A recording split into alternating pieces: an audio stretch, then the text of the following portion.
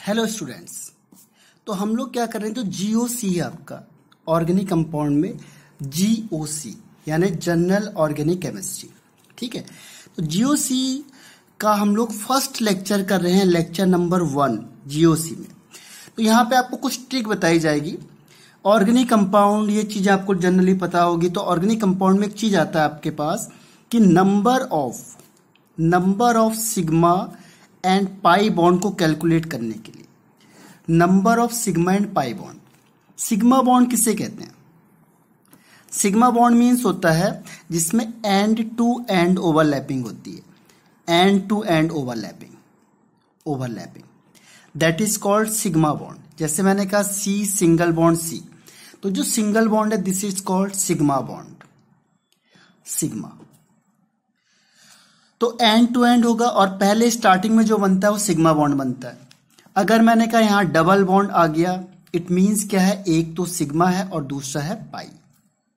यानी जो pi bond होता है, पाई बॉन्ड मींस क्या हो गया, पाई बॉन्ड मींस हो गया side wise overlapping, side wise overlapping होगी, ओवरलैपिंग।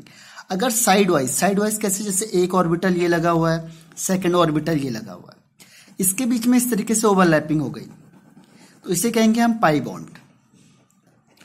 और सिग्मा बॉन्ड का मतलब क्या हुआ, जैसे एक ऑर्बिटल ये है और सेकंड ऑर्बिटल ये है, इसके बीच में क्या हुआ, ये एंड टू एंड ओवरलैपिंग हो गई, तो this is called sigma bond. और अगर साइड वाइज ओवरलैपिंग हो गई तो this is called pi bond. ठीक है, अगर इन सिंपल वे में देखते हैं हमने, जैसे मैंने कहा कोई एक ले लो हाइपोथेटिकल, अगर सिंगल बॉन्ड है इसका मतलब इसमें एक सिग्मा बॉन्ड है। अगर सपोज करो इनके बीच में दो बॉन्ड हो गया, इसका मतलब एक सिग्मा एंड 1 पाई, 1 सिग्मा 1 पाई। और किसी के बीच में 3 बॉन्ड है, मींस 1 सिग्मा एंड 2 पाई। एक सिग्मा है ये और बाकी ये दोनों क्या है, पाई है। तो इस तरीके से हमें क्या करना है, इसे कैलकुलेट करना है। तो अगर बड़े बड़े कंपाउंड आते हैं तो क्या होता है कि उसको कैलकुलेट करना मुश्किल होता है, कैसे इसका स्ट्रक्चर बनेगा, कैसे इसको हमने सॉल्व करना है। ठीक है, तो मैंने आपको क्या किया, इसको शॉर्टकट ट्रिक बताई है कि हम कैसे सिग्मा और पाई बॉन्ड को इजीली कैलकुलेट कर सकते हैं। तो क्या हुआ यहाँ पे, जनरली हमने क्या किया, इस कंपाउंड को, कोई भी जो कंपाउंड होगा आपके पास, इस कंपाउंड को हमने जनरली 3 पार्ट में डिवाइड कर दिया। First one is open chain compound, open chain. Second हम कहेंगे इसको एरोमेटिक कंपाउंड, और तीसरा यहां पे साइक्लिक कंपाउंड। तो ओपन चेन कंपाउंड में क्या होता है, जैसे ओपन चेन कंपाउंड में हम देखेंगे कि ओपन चेन कंपाउंड होगा अगर, या एलिफेटिक होगा, ओपन चेन या हम इसे कहते हैं एलिफेटिक। अगर कोई भी एलिफेटिक कंपाउंड होगा तो उसमें हम कैसे निकालेंगे नंबर ऑफ सिग्मा बॉन्ड। तो इसके लिए बहुत सिंपल सा फॉर्मूला है, देखो, जितने नंबर ऑफ एटम होंगे पर मॉलिक्यूल, जितने नंबर ऑफ एटम होंगे पर मॉलिक्यूल -1, एक कम कर दो, सिंपल सा। अगर मैंने कहा आपको C4H8, तो यहां देखो टोटल एटम कितने हो गए, 8 + 4 -1 यानी कि 12 - 1 यानी 11। कोई भी कंपाउंड ले लो आप लोग, जैसे आपने कहा इसमें C5 और H16 तो होगा नहीं, 10, तो क्या हो गया, 5 + 10 15 - 1 यानी इसमें 14 क्या होंगे, सिग्मा बॉन्ड होंगे। वेरी सिंपल है, आप कैलकुलेट करके देखो, आंसर सेम आएगा। चलो आप चेक करके देख, तो इसी में चेक करके देख लो। इसमें मैंने कहा 14 आना चाहिए, देखो सी के 5 है, 1 2 3 4 एंड 5। एच के 10 है, 1 2 3 4 5 6 7 8 9 और 10। 1 2 3 4 5 6 7 8 9 एंड 10। तो यहाँ पे इसकी वैलेंसी पूरी नहीं हो रही, देखो कार्बन की 4 वैलेंसी होती है, तो 1 2 3 यानी यहाँ पे डबल बॉन्ड होगा। अब इसे काउंट करो 1 2 3 4 5 6 7 8 9 10 11 12 13 एंड 14। तो इसका आंसर क्या हो गया 14 आ गया। किसी का भी आप आंसर क्वेश्चन कर सकते हो। आप बोल के चलो हाइड्रोजन के अलावा हम लेते हैं CH3COOH, एसिड ले लिया। अब इसमें टोटल एटम देखो 1 3 + 1 4 5 6 7 8, टोटल एटम 8 हो गए, -1 7। अब इसे करके देखो CH3 का स्ट्रक्चर बनाओ CH3 और यहाँ पे C डबल बॉन्ड OOH। अब देखो 1 2 3 4 5 6 एंड 7, 1 2 3 4 5 6 एंड 7, तो 7 सिग्मा। तो आपको स्ट्रक्चर बनाने की जरूरत नहीं, आप डायरेक्ट कर सकते हो। अब हमें चाहिए यहाँ पे पाई बॉन्ड, तो पाई बॉन्ड कैसे कैलकुलेट करेंगे?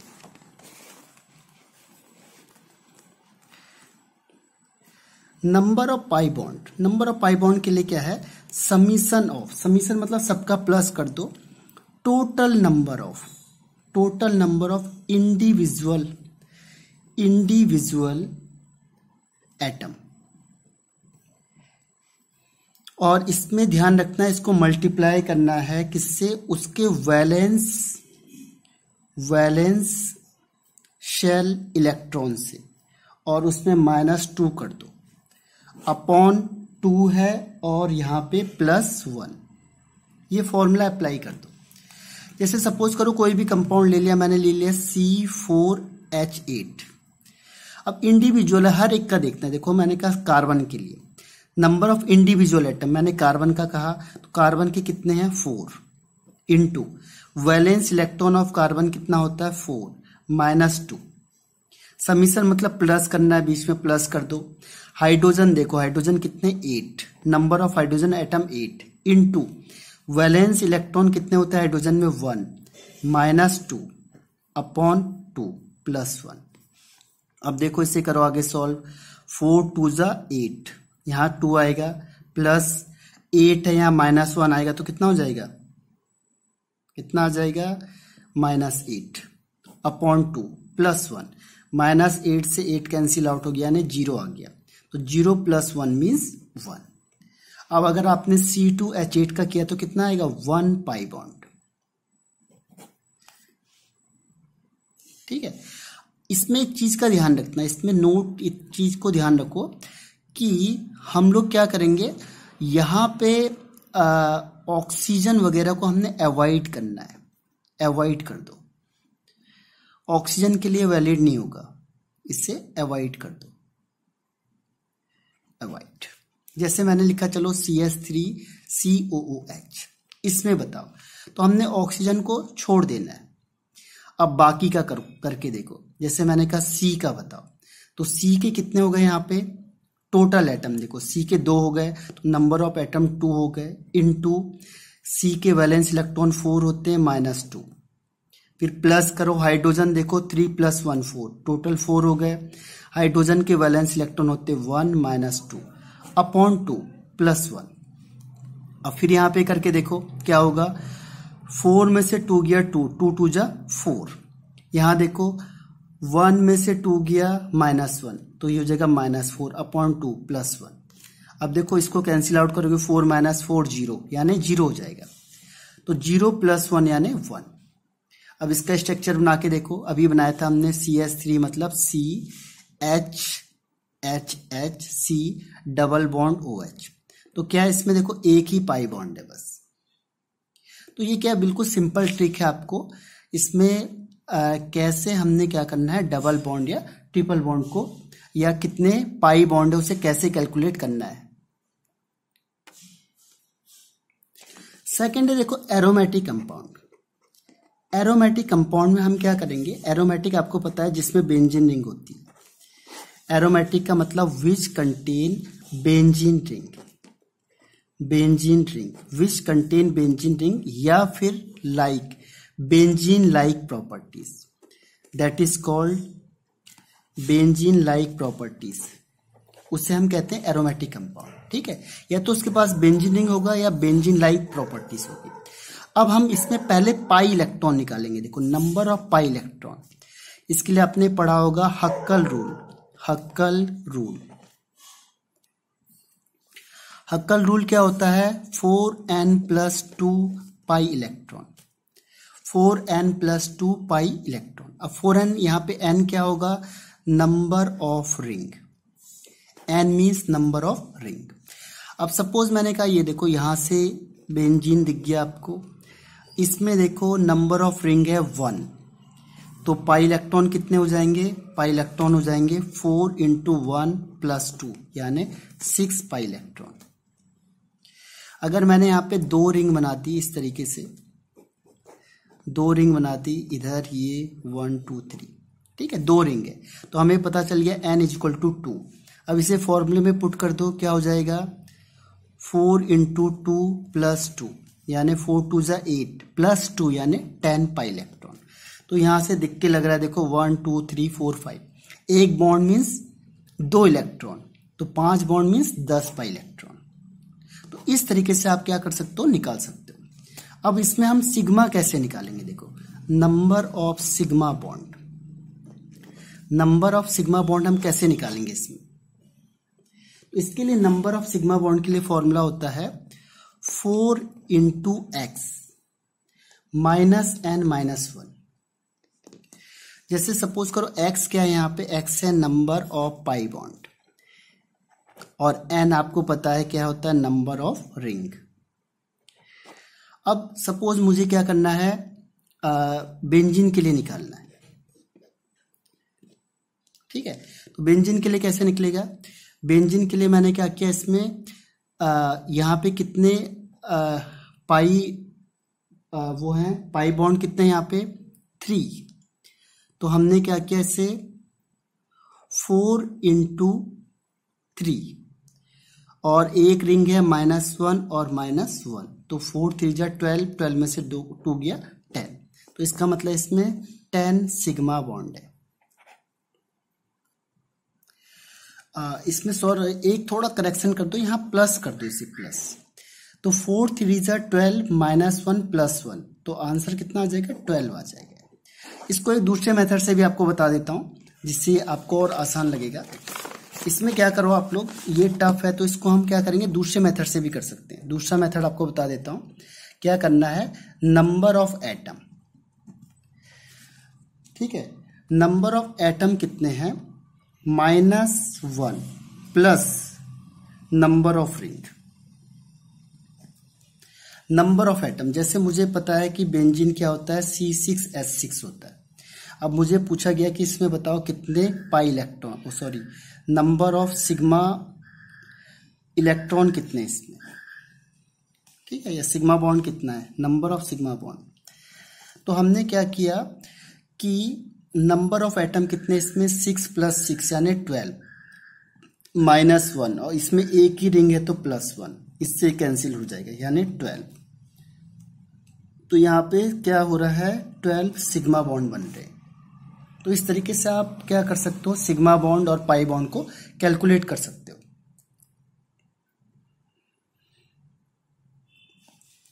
और कोई एग्जांपल देखते हैं। देखो, इसके अलावा हमने क्या किया, कोई रिंग बना दो, चलो ये बना दिया अपनी रिंग। ये आपका क्या बन गया? साइकिल वाला। तो साइकिल के लिए रूल फॉलो करेगा। साइकिल बन गया तो यहाँ पे क्या होगा? ये हो जाएगा CS2 और ये CS2। क्या ये 4 वैलेंसी पूरा कर रहे हैं? देखो 2 4, इसको भी देखो 2 4 2 4, ठीक है, साइकिल बन गया। तो इसका मतलब कितने सी इसमें? 3 C और 6 यानी C3H6, ठीक। अब हमें इसमें पता करना है कितने सिग्मा बॉन्ड है। तो हमने क्या किया, नंबर ऑफ एटम्स टोटल कितने हो गए? 3 C के और 6 हो गए हाइड्रोजन के। तो 6 + 3 9, आगे -1 और +1, क्योंकि एक रिंग है, नंबर ऑफ रिंग इज 1, इससे कैंसिल आउट करोगे तो आंसर कितना आ गया? 9। अब इसे देखो 2 4 6 7 8 9, आप इसको एक्सटेंड करके देखोगे, देखो 1 C, सेकेंड थर्ड C, एक H 2 H, 1 2, ऐसे 1 and 2, तो कितने हो गए? देखो 1 2 3 4 5 6 7 8 and 9। तो इस तरीके से आप निकाल सकते हो। तो बहुत शॉर्टकट मेथड है। कैसे निकालना है, अगर कोई साइक्लिक होगा, साइक्लिक कंपाउंड या फिर एरोमेटिक कंपाउंड यानी रिंग वाले कंपाउंड होंगे, तो उसके लिए क्या होगा, नंबर ऑफ सिग्मा बॉन्ड के लिए सिंपल फॉर्मूला क्या करो, उसके नंबर ऑफ एटम कर दो, कितने एटम उसमें, -1 प्लस नंबर ऑफ रिंग। तो इस तरीके से आप उसके सिग्मा बॉन्ड को कैलकुलेट कर सकते हो। तो ये बहुत इजी ट्रिक बताई मैंने आपको, इसे फॉलो करो तो क्या होगा कि जो आपको स्ट्रक्चर नहीं बनाना पड़ेगा। इसका बेनिफिट क्या है कि मुझे पता नहीं है कि इसका स्ट्रक्चर कैसे बन रहा है, तो मैं इस ट्रिक से उससे सॉल्व कर सकता हूं। तो अब आपके लिए क्वेश्चन है, तो आगे मैं और क्वेश्चन देता हूं आपको। फिलहाल आपने क्या करना है, calculate the number of sigma and pi bond. आपको इसको निकालना है C10H22O11, दूसरा C2H5COOH, C5H10 साइक्लिक में हो तो क्या होगा, C3H4 एंड C4H16। एक और कर लो, इसे करो C6H4 कर दो। तो हम कैसे इसमें क्या करेंगे, सिग्मा और पाई बॉन्ड निकालेंगे। तो होपफुली ये आपको समझ में आया होगा। Thank you.